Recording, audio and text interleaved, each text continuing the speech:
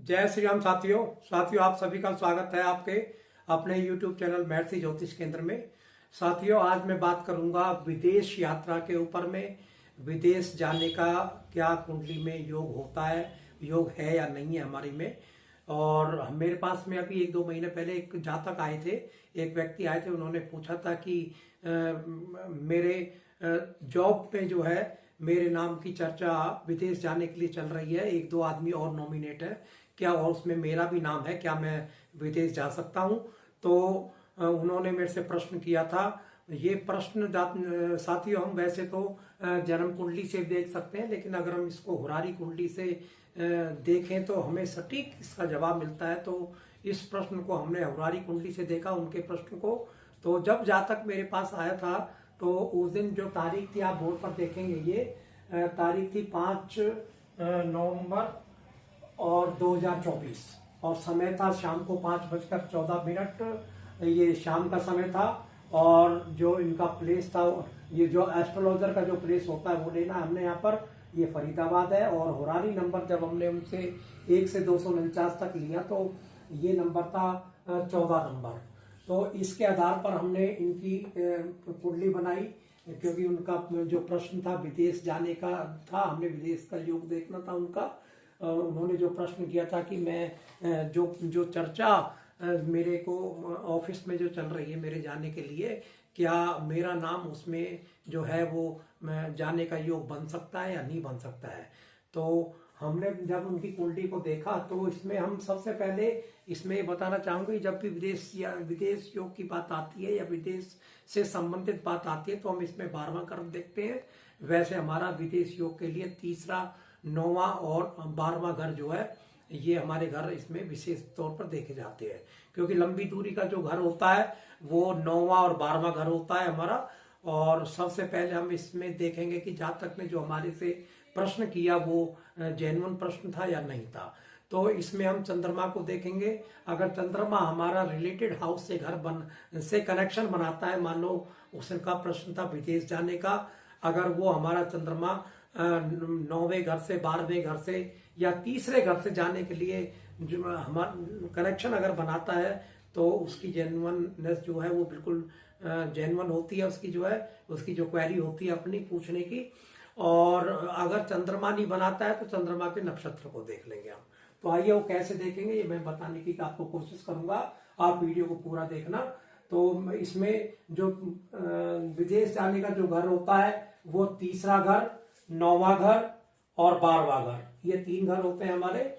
और ये चंद्रमा है हमारा। चंद्रमा को देखेंगे, क्या नाम है कि इसमें D1 कुंडली में, क्योंकि हमें जो प्लेसमेंट देखनी होती है वो D1 कुंडली से देखनी होती है, क्या 9वें घर में चंद्रमा विराजमान है या नहीं है। तो हमने यहाँ देखा चंद्रमा जो है मेष लगन की कुंडली है 9वें घर में, 9वीं राशि में, और 9वां घर है, 9वीं राशि है, उसमें विराजमान है। और 12वें घर से भी 9वीं राशि धनु राशि होती है। धनु राशि के जो मालिक होते हैं वो जुपिटर होते हैं। जुपिटर की राशि 1 12वें घर में भी है।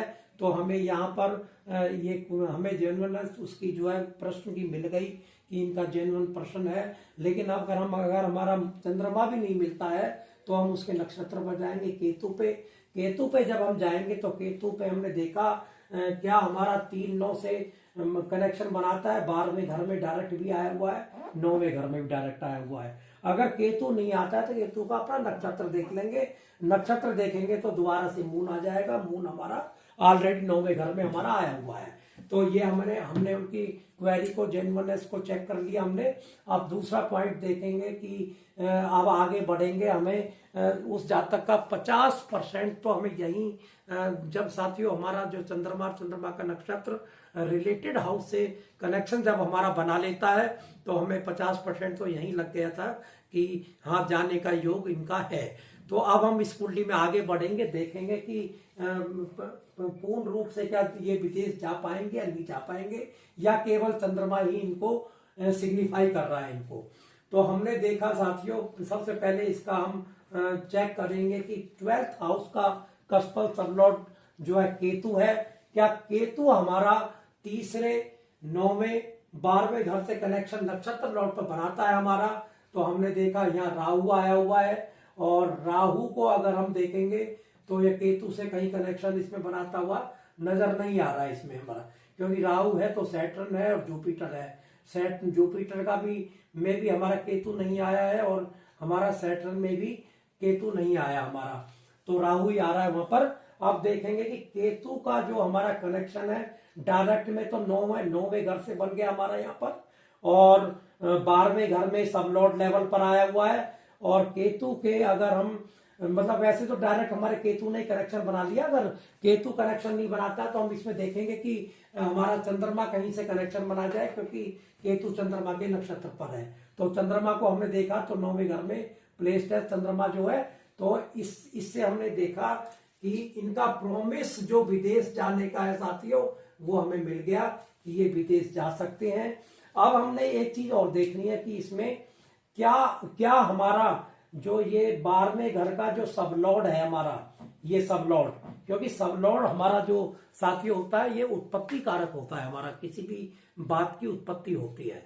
क्या ये हमारा रूलिंग प्लेनेट में कहीं आया हुआ है? ये हमने रूलिंग प्लेनेट लिखे हैं 5/11/24 के 5:14 के, तो आप देखेंगे कि यहाँ पर हमारा नक्षत्र लॉर्ड पर केतु आया हुआ है हमारा, क्योंकि जो हमने 12वें घर में सब लॉर्ड देखा वो केतु आया हुआ है। तो यहाँ हमें बिल्कुल पूर्ण रूप से ये हमें इंडिकेशन इसका मिल चुका कि जातक का विदेश जाने का योग पक्का है। लेकिन इसको हम और आगे बढ़ते हैं, इसको और देखते हैं, क्योंकि रूलिंग प्लेनेट हमारे अगर कोई हमारा किसी भी रिलेटेड हाउस को जब हम देखते हैं और उसका सब लॉर्ड अगर रूलिंग प्लेनेट में बड़े स्ट्रॉन्ग लेवल पर आ जाता है तो ये हमें बड़ा मजबूत इंडिकेशन हमें मिल जाता है हमें। आप साथियों इसको देखेंगे कि ये योग तो हमें उसका प्रॉमिस तो मिल गया कि ये जाएंगे, लेकिन ये कब जाएंगे? अब ये इसको हम थोड़ा दशा से देखने की कोशिश करते हैं। जब जातक की 5/11/2024 को जब जातक ने प्रश्न किया तो ये आप देखेंगे यहाँ पर केतु की जो है महादशा चल रही थी 11/10/29 तक, और चंद्रमा की इसमें अंतरदशा थी, इसमें भुक्ति थी इसमें 14/9/24 से लेकर और 14/4/25 तक। तो इसमें ये इन दोनों दशाओं को हम चेक करेंगे क्या हमारी जो महादशा है वो हमें विदेश जाने के लिए हमारी सिग्निफाई करती है नहीं करती है हमारी।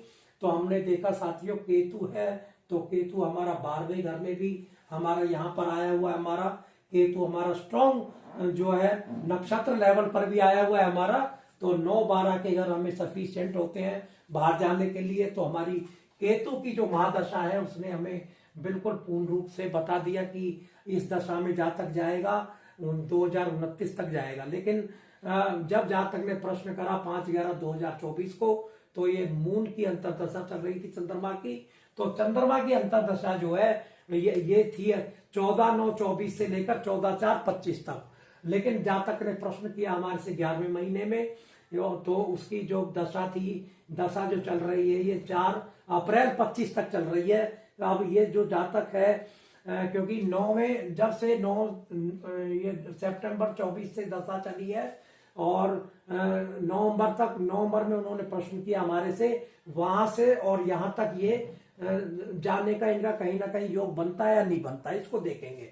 तो हम इसमें देखेंगे चंद्रमा ऑलरेडी हमने चंद्रमा को रीड किया हुआ है हमने कि चंद्रमा 9वें घर से कनेक्शन बना रहा है, चंद्रमा 12वें घर से कनेक्शन बना रहा है। चंद्रमा का जो नक्षत्र है वो केतु है हमारा, और केतु को भी हमने देखा 12वें घर से कनेक्शन बना रहा है। तो पूरा हमें ये तय हो गया कि इस अंतरदशा में जातक जो है विदेश जा सकता है। अगर साथियों हम इसको बिल्कुल और इसको नैरो करके लाएं, इसको हम जो है इसको अगर हम और इसको बारीकी से बिल्कुल डेट तक भी लाना चाहें कि ये कौन सी डेट को जाएगा, और उसको भी हम पिन पॉइंट कर सकते हैं। जैसे मैंने आपको ये नियम बताया इसी प्रकार से आप कर सकते हैं। तो साथियों इस तरह के वीडियोस देखने के लिए आप मेरे महर्षि ज्योतिष केंद्र से जुड़े रहें, और आशा करता हूं कि आपको वीडियो अच्छा लगेगा। अगर कोई प्रश्न आपका इससे संबंधित हो तो आप मेरे को कमेंट्स बॉक्स में इसमें लिखकर पूछ सकते हैं आप मेरे को। तो फिर मिलता हूं साथियों अन्य वीडियो के साथ में। आपका दिन शुभ हो, मंगलमय हो। नमस्कार साथियों।